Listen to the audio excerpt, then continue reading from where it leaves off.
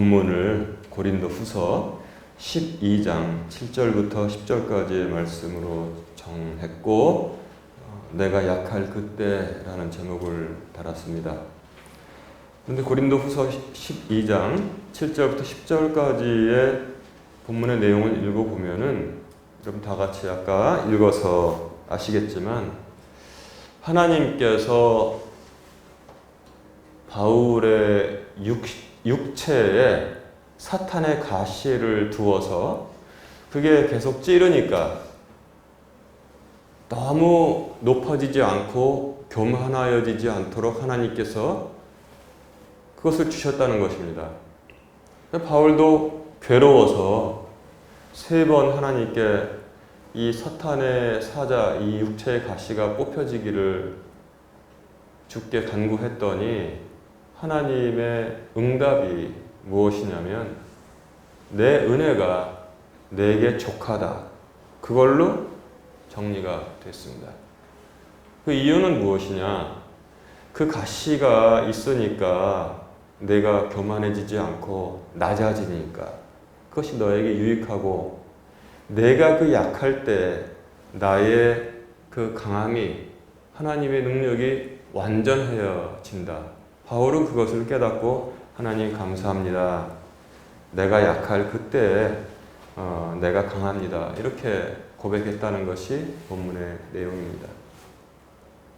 그런데 여러분 생선 먹을 때 머리, 가운데 토막, 꼬리가 있듯이 우리가 지금 가운데 토막을 말씀을 읽었잖아요. 생선의 전체 모습을 볼 때 전체를 연관시켜서 생각하면 굉장히 유익합니다. 그리고 메시지의 내용도 충분히 달라질 것이라고 봅니다. 그래서 전체 앞에 있는 부분과 뒤에 있는 부분을 연관시켜서 말씀을 좀 드려야겠다. 이 고린도후서 12장은 그런 생각을 하게 되었습니다. 앞에 도대체 어떤 내용이 있었기에 바울이 교만해지지 않도록 하나님께서 육체에 사탄의 가시를 찔러 놓았을까? 여러분, 그 육체 가시가 찔려 본 적 있습니까? 지금까지 사시면서 여러 번 있을 겁니다. 저도 경험이 있어요. 이상하게 어렸을 때는 아주 어렸을 때는 생선을 먹을 때 어머니가 이렇게 젓가락으로 발라줘서 그거를 먹어서 괜찮았는데 그 다음에 조금 이제 더 커서 생선을 먹을 때 저는 그 생선을 발라먹지 않고 뼈째 씹어먹는 걸 참 좋아했습니다. 그래서 거의 어지간한 생선은 다 뼈째 씹어먹었는데 걸려요. 그게 가끔 가다 보면 목에 생선 가시 걸리면은 그게 얼마나 그렇게 아픈 건 아닌데 온 신경이 그리로 다 가 있고 불편한지 여러분 한두 번 경험이 다 있을 것이라고 생각합니다. 그리고 또 뭐 하다가도 나무가 가는 그 가시가 손톱 밑에 이렇게 박힐 때가 있는데 그게 얼마나 또 귀찮은데요. 그래서 기억납니다. 손 같은데 뭐 손톱 밑에 가시 빼달라고 하면 옛날 어른들 그렇게 했어요. 바늘 가지고 와서 어머니가 머리에다 몇 번 이렇게 긁거나 아니면 콧김을 세서 그거 참아야 돼요. 아파도. 그래서 이제 가시를 뺐는데 사단의 가시가 생선 가시도 얼마나 괴롭고 이런 가시도 괴로운데 사탄의 가시가 일꾼의 육체에 박혀 있었다는 거예요.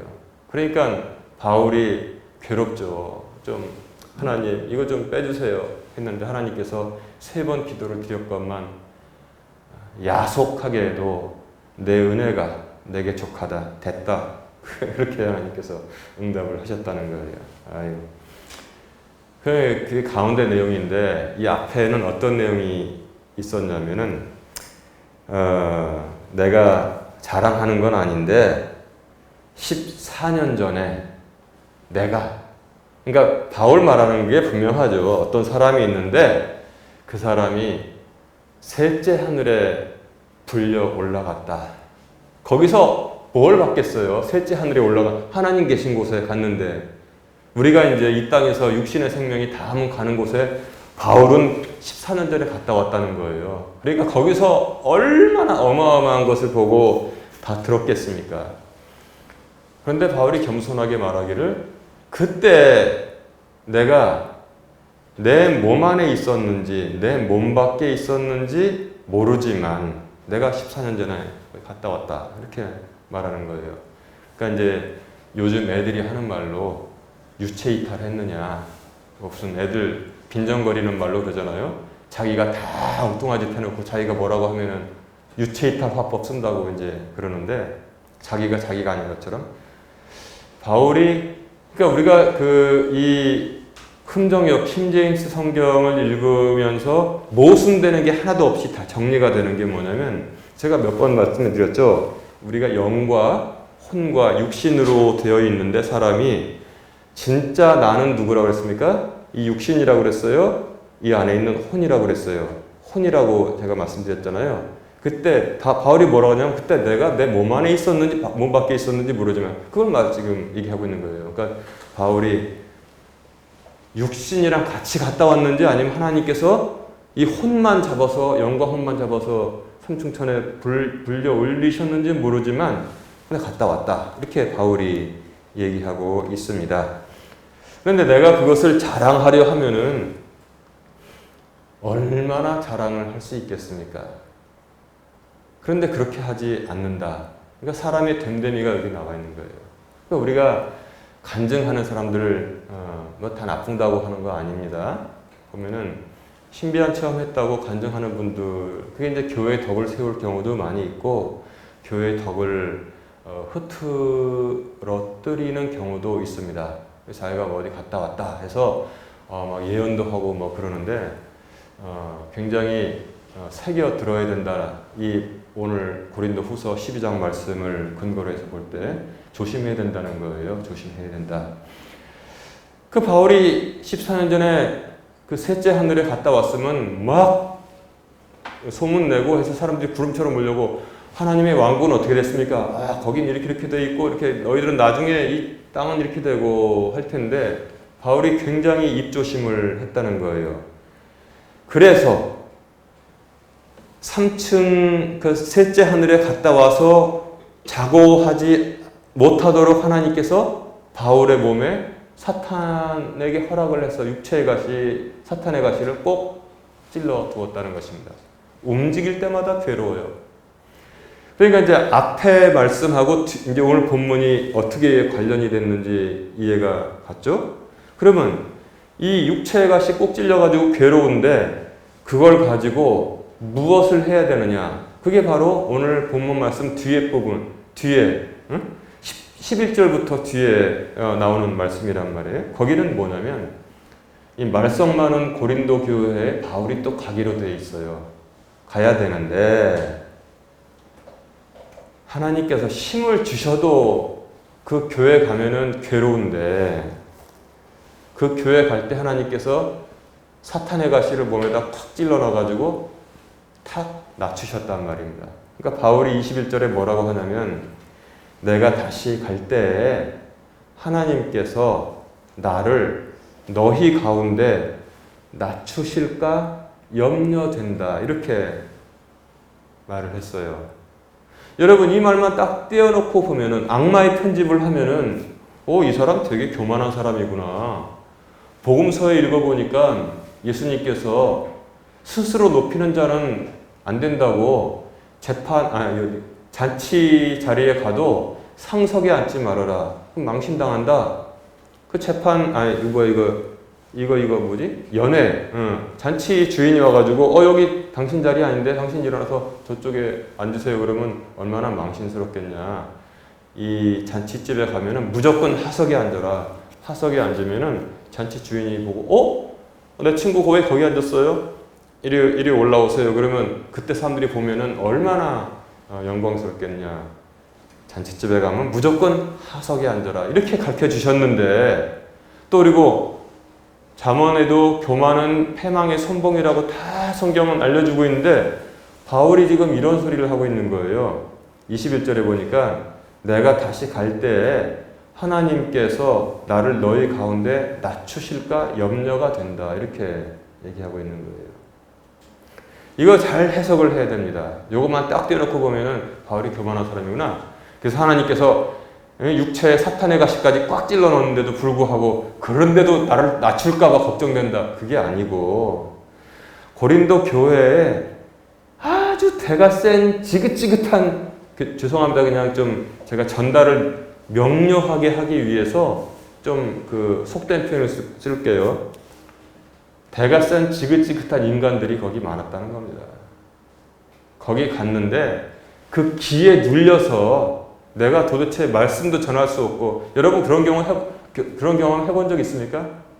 아주 대가 세고 지독한 곳에 가서 어떤 일을 해야 되는데 그 회방하고 그런데 가서 하나님 일을 해야 돼요. 그걸 바울이 지금 걱정하는 겁니다. 또 하나 걱정하는 게 뭐냐면, 내가 또 하나 걱정하는 게 뭐냐면, 너희가 죄를 짓고도 그런데 회개를 안 해서 내가 슬퍼할까 염려된다. 두 가지 염려했어요.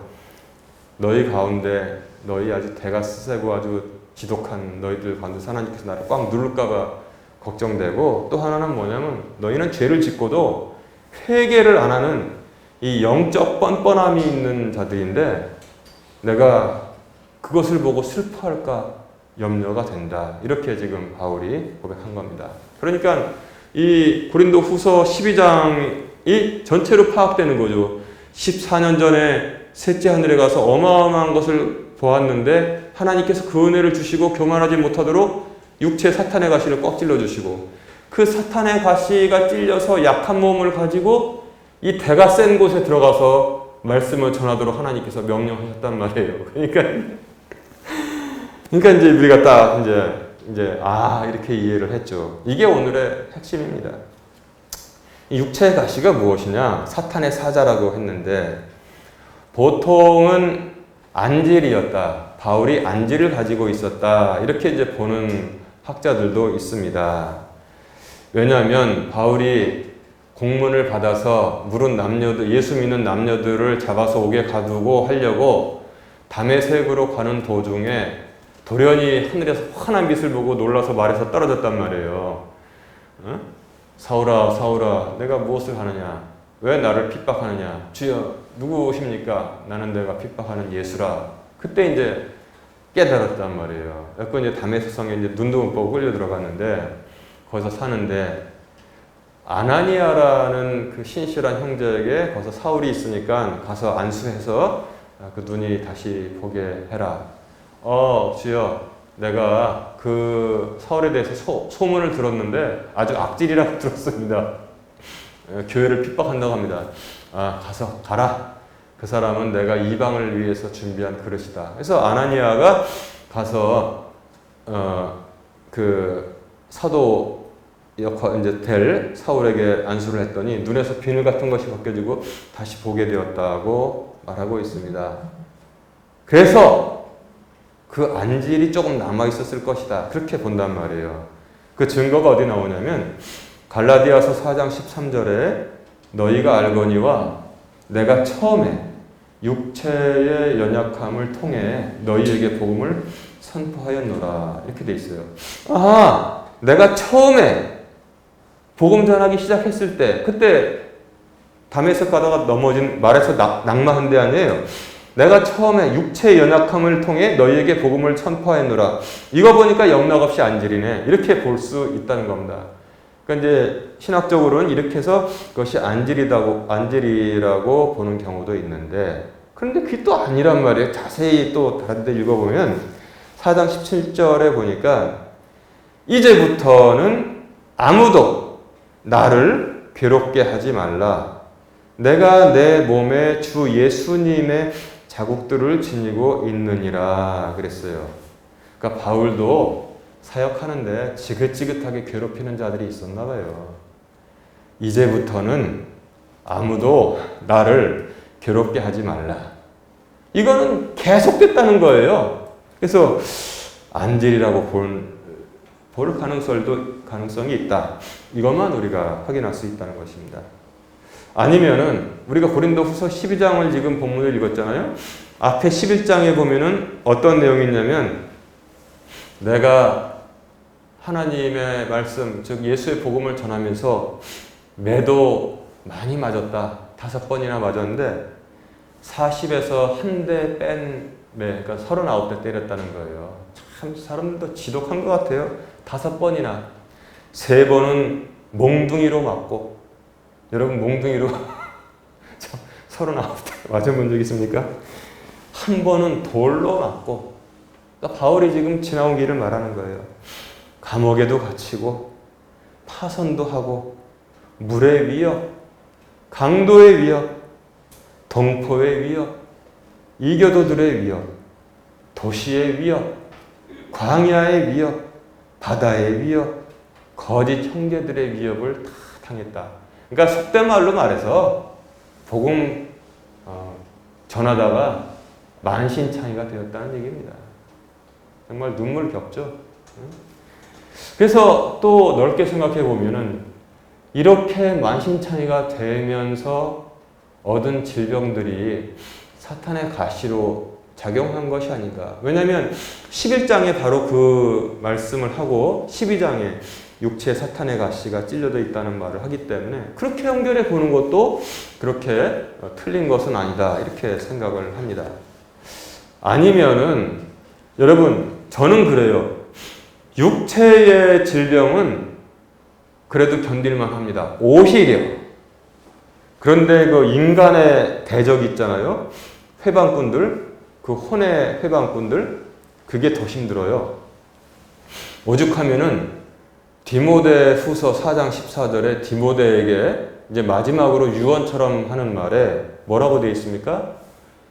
구리 세공업자 알렉산더를 조심하라. 그가 심히 말로 나를 대적하였느니라. 너도 조심해라. 그렇게 디모데에게 블랙리스트가 아니라 조심해라. 구리생옥, 옛날에는 구리장색 알렉산더라고 하는데 이 알렉산더라는 자가 지독하게 바울을 괴롭혔던 것 같아요.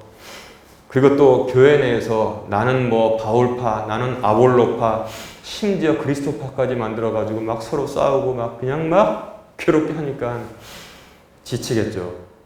이것들이 바로 바울을 진짜로 괴롭힌 것이 아닌가 그런 생각도 들어요. 그런데 이것이 뭐다라고 성경에서 찝어서 말하지 않고 여러 가지 상황을 우리가 이렇게 추측해 볼 수 있으니까 이렇게 우리가 그냥 이렇게 추측해 보고 가늠해 보고 그 아픔을 이렇게 공감할 뿐입니다. 그런데 여기서 주시는 메시지가 무엇이냐?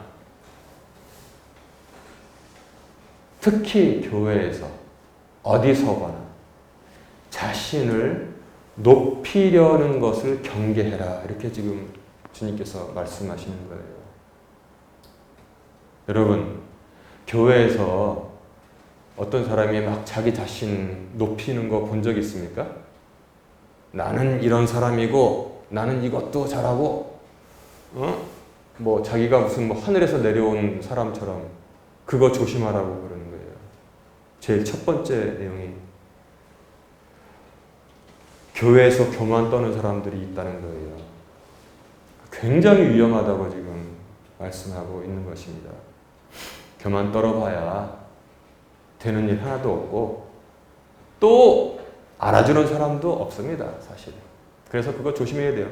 잔치자리에서 교만 떠는 것도 위험한 건데 특히 교회에서 자기 자신이 마치 대단한 사람인 양 사람들로 하여금 자기를 쳐다보게 만들고 그러면서 하나님의 영광을 가리고 이 교회 모든 일은 내가 다 주물러야지 된다고 하는 거 그거 어떻게 보면 마귀의 친자식이라고 봐도 거의 틀림이 없다는 사실을 성경이 전하고 있습니다. 왜냐하면 그들이 결국 교회를 파괴하고 두 번째 뭐냐면 그들 자신도 파괴하기 때문에 그렇습니다. 성경이 전하고 있잖아요. 교만이 가장 위험한 것이다. 교만이 가장 위험한 것. 그런데 제가 이걸 교만이 가장 위험한 것이다. 영어로 한번 이렇게 바꿨더니 우리나라에서는 좀 약간 뜻이 이상하게 돼. 프라이드. 프라이드가 가장 위험하다. 이렇게 하니까 길에 다니는 차 중에서 프라이드가 있어요. 그거 타지 말라고 그러는 것 같잖아요. 근데 왜 그 차 이름을 꼭 왜 프라이드라고 지었는지 내가 확신하는 거는 그 차를 소나타라고 하든지 뭐라고 하든지 괜찮은데 프라이드라고 지은 그 장명한 사람은 아마 교회에는 문턱도 아마 가보지 않은 사람일 거라고 나는 생각합니다. 그러니까 미국 사람들이 보면 차에다가 뭐 프라이드, 우리가 영어로 말하면은 프라이드 좋은 뜻으로 해석이 되는데 그 뜻은 뭐냐? 교만이라는 거예요. 그러니까 차에다가 교만, 메토 뭐 이렇게 타고 다니는 거나 마찬가지라는 겁니다. 제가 이제 우스갯소리로 얘기한 건데 교만이 가장 위험한 것. 그걸 갖다가 영어로 하면 pride is most dangerous. 그러면 딴 뜻이 될 것 같아요. 교만이 가장 위험한 것에 대해서 성경은 어떻게 말하고 있느냐? 잠언 16장 18절에 교만은 패망의 선봉, 거만한 마음은 넘어짐의 앞잡이라고 했습니다. 여러분, 선봉이라는 거 압니까? 선봉? 선봉은 뭐냐면 우리 남자들은 군대 갔다 와서 다 배웠을 거예요. 이 부대를 움직일 때는 그냥 덜렁덜렁 꽁충 내고 친구들하고 얘기하면서 이렇게 막 지나가잖아요. 그러면 그 속된 말로 말해서 몰살을 당하게 돼 있습니다. 몰살. 부대를 움직이는데 그냥 줄 맞춰가지고 그냥 몰살 당하게 돼 있습니다. 왜 몰살 당하냐면 양쪽 언덕에 매복해가지고 가만히 숨어있는 적이 볼 때는 이거는 완전 몰살감이야. 언제까지 기다려요? 그 대열이 중간에 올 때까지. 그 다음에 그냥 양쪽에서 쏴대면은 다 죽게 돼 있단 말이에요. 그래서 부대가 이동할 때는 반드시 천병이라는 사람을 보내게 돼 있어요. 2명 딱 칼을 양쪽에 꽂고서 천병이 2명 이제 앞에 가요. 보면서 관측하면서 그 다음에 그 뒤에는 천병 분대, 그거보다 조금 많은 분대를 또 다 보면서 가라고 보내고 그 다음에 천병 소대 보내고 그 다음에 적당한 크기가 되면 본대가 이동하게 되어 있습니다. 그리고 뒤에도 천병이 아니죠. 이제 뒤에 후방 경계하는 부대, 소대, 그 다음에 분대, 맨 뒤에 또 2명이 또 뒤에 경계하면서 이렇게 가야지 안 죽는단 말이에요. 그런데 이 교만이란 놈이 뭐냐면 맨 앞에 짤랑짤랑 가는 두리번 하면서 그 뒤에는 뭐가 와요? 본대가 오잖아요. 교만이 바로 그 패망의 선봉이라고 했습니다. 그러니까 이 굉장히 위험한 거예요. 어떤 사람이 교만 떨잖아요. 이 사람 막 하나님의 말씀으로 망하겠구나 그렇게 예언해도 100% 맞다고 생각합니다. 왜냐하면 여기 기록된 말씀이니까. 교만은 패망의 선봉이라고 했습니다. 교회에 교만한 사람이 있으면 굉장히 위험해요. 교회 자체도 망하게 돼 있습니다. 본인도 망하게 돼 있고. 또 야고보서 4장 6절에 보니까 교만한 사람은 태생적으로 하나님과 적이 된다고 이렇게 말씀하고 있어요. 하나님께서 교만한 자들을 물리치시나 하나님께서 물리치신다는 거예요. 겸손한 자들에게는 은혜를 베푸시니라 그랬어요. 여러분 길이 보이죠? 어떻게 해야 되는지. 겸손만이 살 길이다. 겸손. 무릎을 꿇으세요. 눈물 흘리세요. 그러면 어떤 일이 있어도 어떤 잘못을 했어도 여러분 삽니다. 살아요. 교만하잖아요? 망하게 돼 있어요. 여기 성경에 써 있는데. 그래서 교만한 자들은 하나님께서 망하게 하시지만 반면 하나님께서는 겸손한 자들에게 복도 주시고 은혜를 베풀어 주신다고 성경이 보증을 해주고 있습니다. 보증.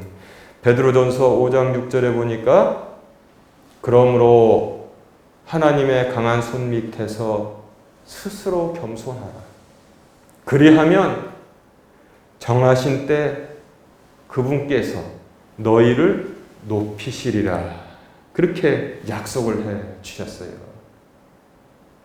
난 이것을 목포 올 때 잘못 해석해가지고 새벽 기도를 이제 드리러 갔더니 목포 내려오기 전에 베드로전서 5장 6절 말씀이 딱 펴지는 거예요.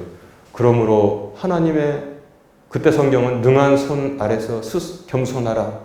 때가 되면 너를 높이시리라. 그래서 목포에 가서 한 몇 년만 이렇게 겸손하게 살고 있으면 다시 서울로 불러주시겠구나.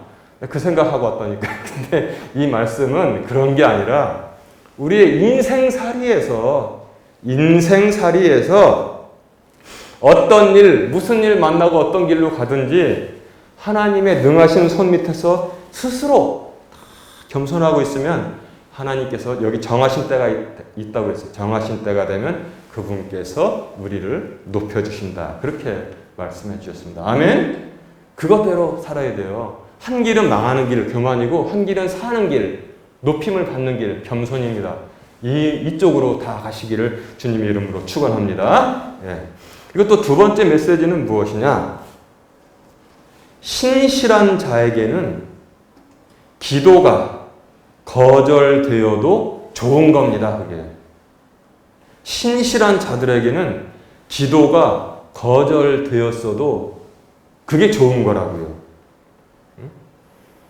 이 바울이 육체 가시 빼주세요. 3번 기도를 했잖아요. 하나님께서 내 은혜가 내게 족하다. 이렇게 말씀하셨잖아요. 근데 그게 좋은 거라는 거예요.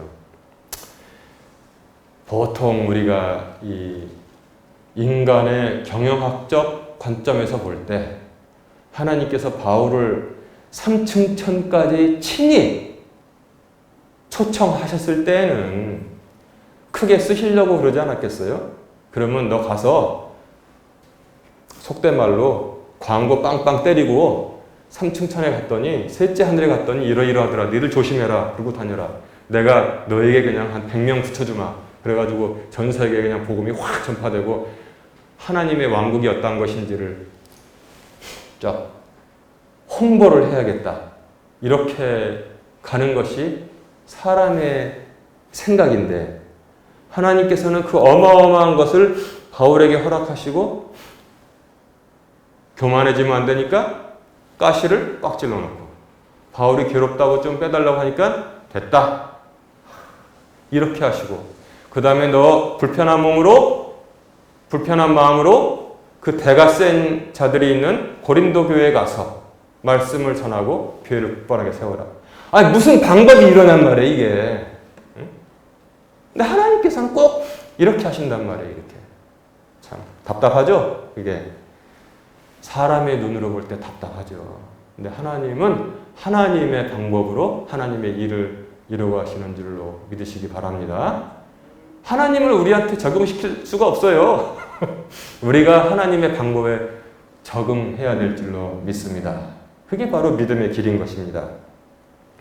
하나님의 공급하시는 모습이 우리의 기준과 우리의 방법과 다르다고 해서 우리가 실망하거나 또 화를 내서는 안 되는 것입니다. 자, 근데 또 오해하지 말아야 될 게 하나 있어요. 그런다고 해서 우리가 육신의 질병 등 여러 가지 간국거리가 있다면 딱 3번, 바울도 3번, 나도 3번 이렇게 할 겁니까? 이렇게 하면은 안 된다는 거예요. 이렇게 하면은. 왜냐? 여러분 성경에 나와 있는 기도의 말씀들을 한번 쭉 보세요. 제가 누가복음 18장 18절에 있는 그 가장 극명한 예를 들면은 불의한 재판장이 있었고 가난한 과부가 있었단 말이에요. 그런데 맨 처음에는 안 들어줘요. 불의한 재판장이. 그런데 과부가 맨날 가서 자신의 억울함을 풀어달라고 막 하니까 불의한 재판장이 혼잣말을 하는데 뭐라고 그러냐면 내가 비록 하나님을 두려워하지 아니하고 이게 아주 못된 놈이란 말이에요. 이게 내가 비록 하나님을 두려워하지 아니하고 사람들을 무시하나 내가 이 과부의 원한을 풀어줘야지. 안 그러면 이 과부가 맨날 나를 찾아와서 아주 그냥 나를 괴롭게 하겠구나. 그래서 그 과부의 원한을 풀어주었다. 여러분 기억나시죠? 예수님의 말씀. 이 불의한 재판장이 말하고 행한 것을 보아라. 불의한 재판장도 그 과부의 원한을 풀어주었는데 하늘에 계신 너희의 아버지께서 밤낮 부르짖는 백성의 기도를 응답해 주시지 않겠느냐. 아멘? 이게 바로 또 우리에게 은혜로운 거예요. 바울이 가지고 있는 질병은, 문제는 하나님의 이 그릇이니까 이방을 위한 그릇인데 거기에 딱 합당하게끔 돼 있기 때문에 하나님께서 내 은혜가 내게 족하다 하신 것이지만 우리는 바울이 아니잖아요. 그래서 우리가 어떠한 하나님께 간구하고 기도해야 될 것이 있으면 불의한 재판장에게 찾아갔던 과부처럼 기도하라고 주님께서 우리에게 알려주신 것을 여러분 꼭 기억하시기 바랍니다. 그리고 또 한 가지의 메시지가 있는데 무엇이냐? 내 은혜가 내게 족하다 그랬잖아요. 그것처럼 결국 하나님의 은혜가 우리에게 항상 족한 줄로 믿으시기 바랍니다. 하나님은 우리의 간구에 대해서 어떠한 답을 하든지 그것이 하나님 보시기에 정답인 것입니다. 그래서 그때마다 항상 감사하고 하나님을 찬양해야 됩니다. 죽는 일 없어요. 사무엘상 3장 18절에 보니까 그 전에 어떤 내용이 있었냐면 사무엘이 이제 한나가 하나님께 서원해서 애를 가졌잖아요. 그래서 이제 그 서원대로 출생한 젖대자마자 이제 그 엘리 제사장에게 보냈어요. 이 사무엘은 얼마나 하나님이 사랑하시고 마음이 맑고 깨끗하고 하나님을 또한 그가 사랑하는지 어린 사무엘이 거기서 잠을 자고 있으니까 그때 이스라엘은 엉망이었지 않습니까? 응? 엘리 제사장의 세 아들, 아들들은 그냥 막 홈리와 비누와 쓰는 엉망으로 막 하고 엘리는 무기력하게 내 아들아 그러지 말아라 너희들에 대한 소문이 좋지 않다. 이 정도만 하고 있었고 이스라엘의 등불은 아직 꺼지지 않냐고 팔랑팔랑 하고 있었다는 거예요. 그러니까 하나님께서 사무엘을 택하셨는데 환희할 때 사무엘아 사무엘아 그러니까 사무엘이 벌떡 일어나가지고 엘리한테 뛰어왔습니다. 내 아버지여 나를 부르셨나이까? 아니다 내가 너를 부르지 않았다. 들어가 자라. 들어가 잤어요. 또 사무엘아 사무엘아 또 벌떡 일어나 애가 얼마나 위축하면 뛰어왔습니다. 내 아버지가 나를 부르셨나이까? 아니 내가 왜 널 부르냐? 들어가 자라. 또 그러니까 그때서야 엘리가 깨달은 거예요. 이거 하나님 부르신 거다. 야 사무엘아 이건 하나님이 부르신 건데 내 주여 내가 여기 있나이다. 이렇게 답해라. 그럼 하나님께서 말씀하실 것이다. 그리고 이제 아니 대제사장인 자기를 통하지 않고 지금 어린애를 통해서 하나님께서 말씀하시니까 이 뭔가 미심쩍은 거예요. 너 그리고 들은 말을 나한테 그대로 말해라.